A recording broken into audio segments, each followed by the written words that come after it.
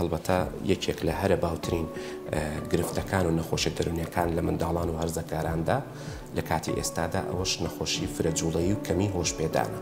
بە ئینگلیزی پێی ئەوترێ ADHD واتە Attention Deficit Hyperactivity Disorder. لەم حاڵەتەیە کە زیاتر لە منداڵاندا بەدی ئەکرێ بە تایبەتی لە تەمەنی 2 بۆ 5 ساڵەوە هەستی پێ ئەەکەی کە دایک و باوکەکە زیاتر ئاماژەمان پێ ئەدەن کە منداڵەکەیان جوڵەی زۆرە، نەسرەوتنی نییە، حەسانەوەی نییە، زوربەی کات ڕائەکە ئەجوڵێت یاریەکانی بە جۆرەیەکە کە هیلاکەت و ماندووبوونی تیانە بە بەردەوام ئەڵێ مناڵەکەم لە بەیانیەوە زوو هەڵستێت لە جوڵەیە تا کاتێکە ئەخەوێت و خەوەکەشی بە زۆر ئەبێت، خواردنەکەی بە زۆر ئەبێت، لە خلالی خواردنەکەیە 3-4 جار ڕائەکاتیەت ئەڕوات. اینجا ئەم حاڵەتەش سیرەکەی تەنها و تەنها بەس لە ماڵەوە نییە، سیرەکەی لە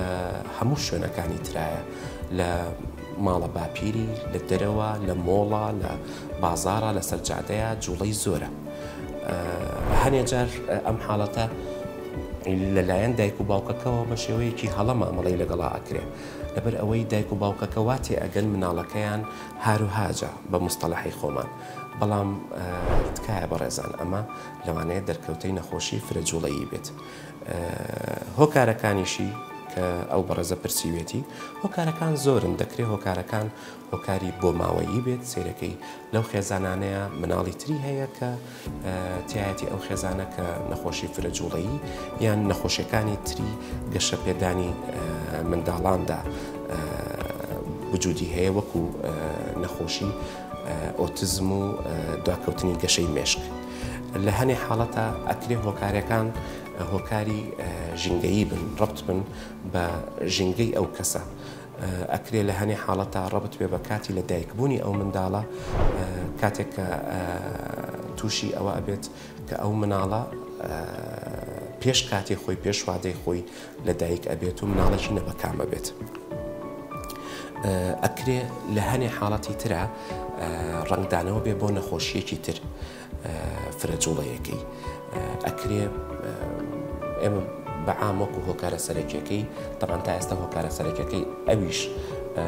ئەو حاڵەتە ڕوون نییە، دیار نییە هۆکارەکەی چییە، بەڵام بە شێوەیەکی گشتی تێکچوونی دوو گەیەنەری مێشک کە مادەی دۆپامین و ئپینفرینە لە هەنێ شوێن و لە هەنێ ناوچەی مێشکا کە تێک ئەچێت ئەبێتە هۆکاری ئەوەی ئەو نەخۆشیە دەرکەوێت لە مناڵەکانمانە. وەکو کۆتایی وەڵامدانەوەی پرسیارەکان ئەوەیە ئایا فرەجوڵەیی ئەمێنێت؟ بەڵێ ئەمێنێت تا گەورەبوون و زۆر حاڵاتمان هەیە لە گەورەبووندا هەستی پێ ئەەکەین کە ئەو کەسە بەڕێزە دایک و باوشی ئەگەر لەگەڵ یابن ئەتوانن بۆمان بسەلمێنن کە ئەم منداڵە لە مناڵیەوە تەرکیزی نەبووە، بە زۆر بە قورسی سعی کردووە،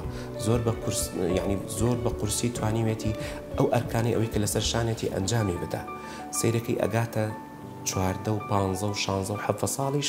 سیرەکەی لە مەکتەبە قورساییەکی زۆر ئەکەوێتە سەرشانی تا بتوانێت ئەو ئەرکانی ئەوەی کە لەسەر شانێتی ئەنجامی بدا. ئەوەش هۆکارەکەی ئەوەیە لەبەر ئەوەی ئەو کەسە نەخۆشی فرەجوڵەیی لەگەڵایە. شێوە چارەسەرەکان بۆ ئەم حاڵەتە شێوە چارەسەرەکان دەکرێت ڕێنمایی دەرونی وەربگرێ ئەو کەسە یان خێزانەکەی بۆ ئەوەی ئەو دایک و باوکە معلوماتیان پێ بدرێت کە چۆن مامەڵە لەگەڵ ئەو حاڵەتەیە بکەن، یان ئەوەتانێت لە هەنێ حاڵەت کە زەڕور بێ ئەو کەسە دەبێت دەرمان وەربگرێ لە شێوازی هەنێ نەخۆشی هەنێ دەرمانی ستیمولانتمان هەیە کە ئەتوانین وەکو بابەتی ریتالین و ئەو نەوع دەرمانانە بدرێ بەو کەسە زۆر فەرقەکات ئەو مناڵە لەگەڵ طبعاً بایەخدان بە شێوازی حیاتی مناڵەکە کە بە دووری خەینەوە لە جیهازە ئەلکترۆنیەکان، بە دووری خەینەوە لە شیرینی، بە دووری خەینەوە لە زۆر شت و بتوانین شێوە چارەسەرێکی بۆ بدۆزینەوە کە کاتێک کە تۆ شتێک لە مناڵێک ئەگریتەوە ئەبێ جێگرەوەیەکی بیتێک کە ئەو جێگرەوە هینێکی تەندروست بێت مناڵەکە سوود پێ بگەێنێت. سمارت وەرچەرخانە